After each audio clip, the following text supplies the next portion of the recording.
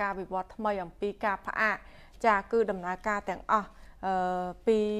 ហាងចរណៃបានសម្រេចនឹងផ្អាកដំណើរការយ៉ាងយូរត្រឹមថ្ងៃទី22សីហាឆ្នាំ2026តទៅនេះបើតាមសេចក្តីជូនដំណឹងរបស់ហាងចរណៃការសម្រេចផ្អាកនេះបន្ទាប់ពីអគ្គនាយកដ្ឋានកបបនឹងបានចុះអធិការកិច្ចហាងចរណៃបានរកឃើញថាហាងយីហោចរណៃពិតជាបានធ្វើធុរកិច្ចដែលបង្កឲ្យអ្នកប្រើប្រាស់មានភាពភ័ន្តច្រឡំរវាងផលិតផលត្រីសាល់ម៉ុន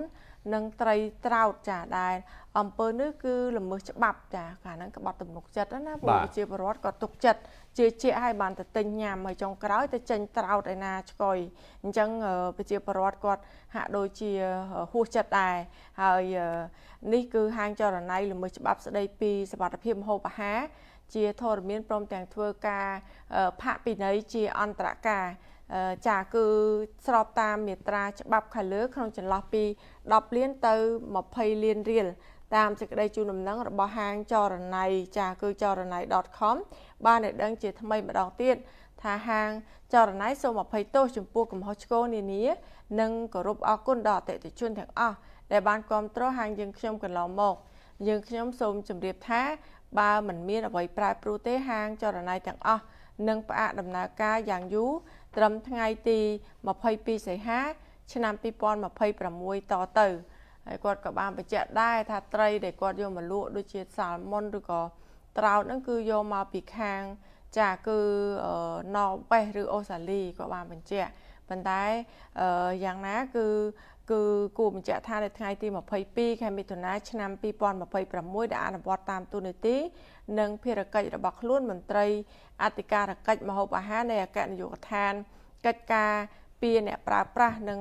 ការប្រកួតប្រជែងកបបនៃក្រសួងពាណិជ្ជកម្មបានចុះពិនិត្យទំនិញនៅហាងយីហោចរណៃ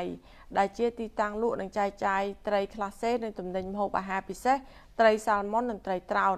ជាលទ្ធផលមន្ត្រីអធិការកិច្ចម្ហូបអាហារនៃអគ្គនាយកដ្ឋានកបប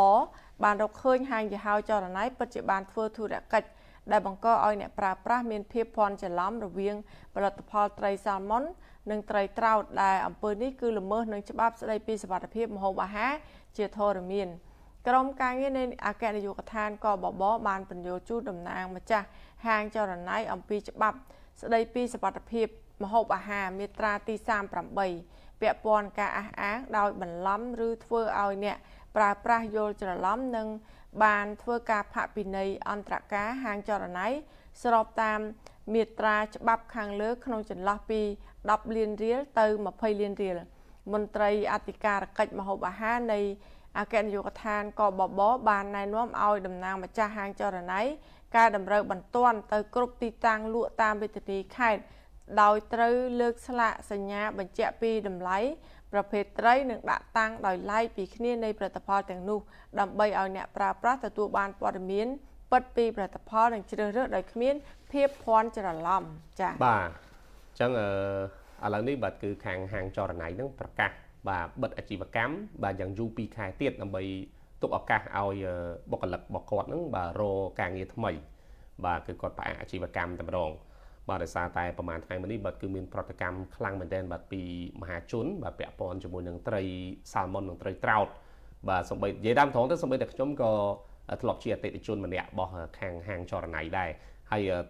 សាល់ម៉ុននិងត្រោតនេះបាទនៅពេលដែលយើងវះមកសាច់របស់វាគឺស្រដៀងគ្នាខ្លាំងមែនទែនបាទគឺពិបាកនឹងមើលពិបាកនឹងបែងចែកនៅនាងរតនាបាទហើយបងប្អូនខ្លះបាទគាត់បារម្ភខ្លាចប្រហែលឆ្នាំមុននេះគាត់ហូប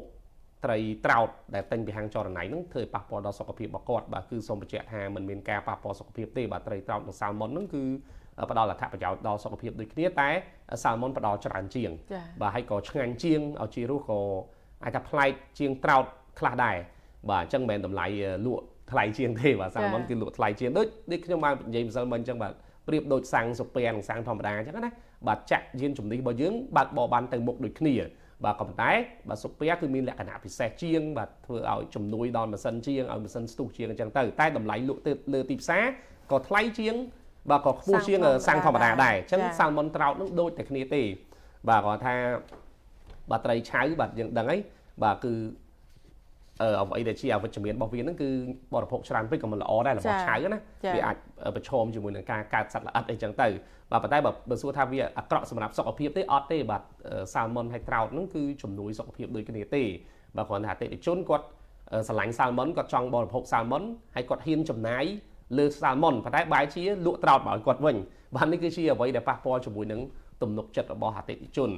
បាទអញ្ចឹងអតិថិជនគាត់អត់សប្បាយចិត្តទេបាទគឺគាត់នាំគ្នាប្រតិកម្មពាក់ព័ន្ធជាមួយនឹងរឿងនេះបាទនឹកឃើញមាននៅតាមផ្សារទំនើបខ្លះបាទគឺគេបញ្ជាក់តែម្ដងបាទត្រោតហើយនឹងសាល់ម៉ុនគឺគេដាក់ស្លាកយកតែម្ដងបាទអញ្ចឹងបើសិនយើងចង់បរិភោគត្រោតយើងទិញត្រោតទៅបើយើងចង់សាល់ម៉ុនយើងទិញសាល់ម៉ុនទៅអាហ្នឹងគឺ